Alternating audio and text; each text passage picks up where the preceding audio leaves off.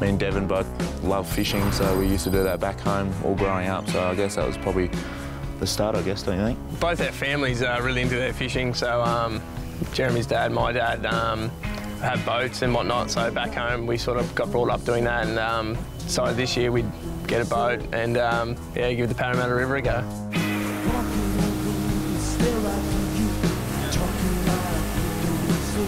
One day Dev said, look, I think we're going to buy a boat, and 2 days later the boat was on the front lawn. Now we go out and we catch a little live tailor and just use them as our live baits, and we've got to learn about all the tides and when to fish for the bigger fish and what time and whatever the sunset is and all sorts of stuff that people wouldn't think about.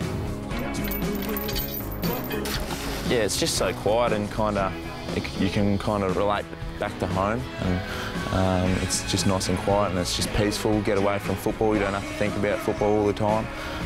So after a big day's training, quite often we just get in the boat and come down here. The boys are probably at the local cafe grabbing a coffee and breakfast and talking a bit of rot, but we're out in the boat pretty much doing the same thing, and that's our hobby compared to theirs, and they probably think we're a bit funny, but we enjoy it.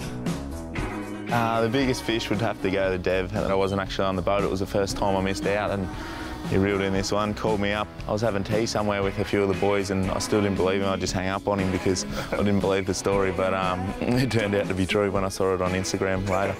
Yeah, ever since then we haven't caught one as big, but Jezza hooked a bull shark only not long ago that was over 3 metres long and over 200 kilos. So we didn't know what it was until the second time when it jumped out of the water. We couldn't believe what it was.